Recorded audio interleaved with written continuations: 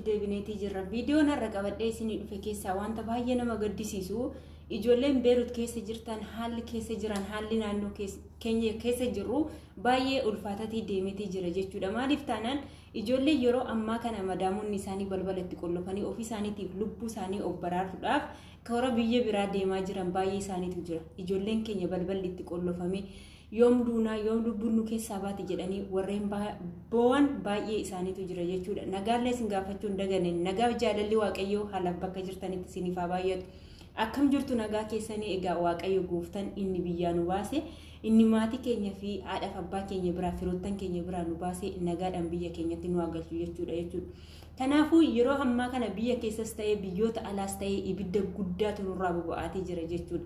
Keessattuu duuti walii lamaa yoo biyya kee keessatti duute haadha kee fi abbaa keetti si awwaallata, garuu du'icha biyya namaa keessatti duutu baay'ee ulfaataadha jechuudha.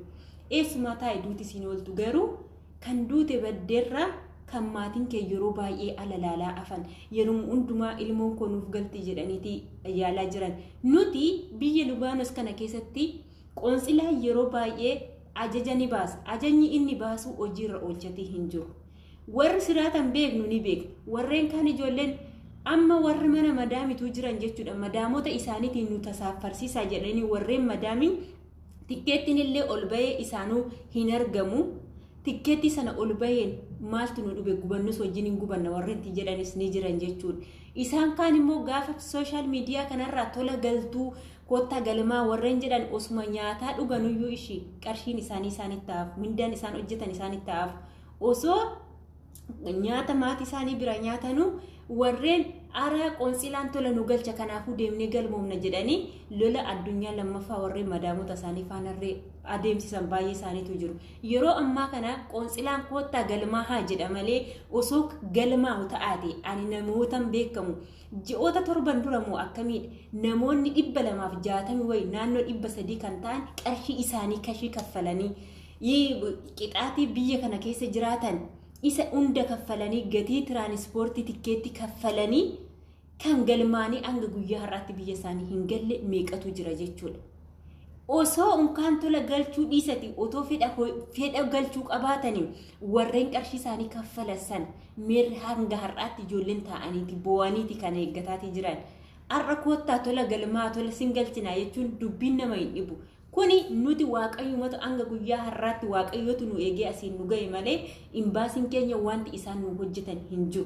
Yeroo baay'ee ijoolleen bakka imbaasii dhaqxanii maal akka godhan laaltan maal akka godhan argitan hundi keenya iyyuu ni beekna waan ta'e garuu warreen imbaasii sana keessa dhaqanii hin laalle imbaasonni waanuma hojii hojjetaa jiran itti fakkaata jechuudha. Warri qaaman dhaqee arge. Ani yeroo baay'ee TikTok irratti nan argaa, Facebook isaanii gatsi isaanii jala nan galcha kottaa galmaa warri birrii kaffaleeyyuu hin galle kara biyya isaaniitti hin gaggeeffamne inni isaan immoo har'a tola kottaa sin galchaa jedhu tola isaa otoo tola dhiisati isa duraan warra isaan galmaa sana galchu malee har'a kottaa tola sin galchinaan jedhan ijoollee rakkatanii dhibamanii qarshii isaanii kaffalanii hanga guyyaa har'aatti ji'a 7 ji'a 8 turaniitu jira jechuudha. Isaan kun qarshii isaanii baasanii hin galle isin egaa tola galchitu kuni wanta dhugaarraa soba dhugaarraa fagaate jechuudha. Maaliif wal sobna? Ofii isaaniitiif jireenya dhuunfaa isaanii jiraachatii jiru. As keessa garuu ijoolleen kumaatamaan hin qabne. Itti boo'u waa barbaadan jedhu namni tokkitti namni eessa jirtu ijoolleen ana namni jechaanii jiru hin jiru jechuudha. Kuni maaliifi otoo walii yaadu ta'aate warri qarshii kottaa qarshii keessaniin illee sin galchinaa jedhanii warri qarshii kaffalan sanarree jalaa baasuutii qabu. Garuu ijoolleen baay'een obboleewwan baay'een daandirratti kufaniitii jiru. Allaattiin isaan nyaatteetii jirti. Waan nyaatan waan dhugan dhabaatii jiranii dachee irratti gatanii jechuudha. Urufa irratti. Maaliif taanaan qoonsilaa qabdu qoonsilaan keessan akka barbaade sinaa godhu jedhanii isaan aramni kan nu jaallattu gaafa nagaa qabna. Gaafa biyyattiin nagaa taate nu jaallatu malee gaafa ofii isaaniitiif biyyattiin nagaa hin qabne kino akkasitti baasanii gadi nu gatu jechuudha. Warra waaqayyoon sodaatanii fi warroota nama gaarii ta'anitu mana keessa si jiraachisaa yookiin bakka deeman irree si fudhatanii kan deeman isaani malee isaan kaan garuu mana keessatti sitti cufaniif haa deemu. Yoo barbaadan immoo alatti si darbaniiti kan kara biyya biraa deeman jechuudha. Kun immoo ta'uutii hin qabu. Hundi keenya obboleewwan keenya yeroo baay'ee amma yeroo laaltanii duratti ijoollee mana madaamii hojjetan warri ala hojjetan kun findaatota miti nagaadha yoo gaafattan akkatti galammaqanii si darbu. Har'a garuu ati mana madaamii hojjettaa jedhaniiti kas nagaadhuma gadi jedhanii si gaafatan. Gaafa quufnus warra mana madaamii jiru yaadachuu, gaafa quufnus gaafa beelofnus waliin yaafachuun gaariidha. Yeroo ammaa kana garuu harka dhibba keessaa parsantii muraasatu kun mana madaamii mana nagaa kan jiru jechuudha.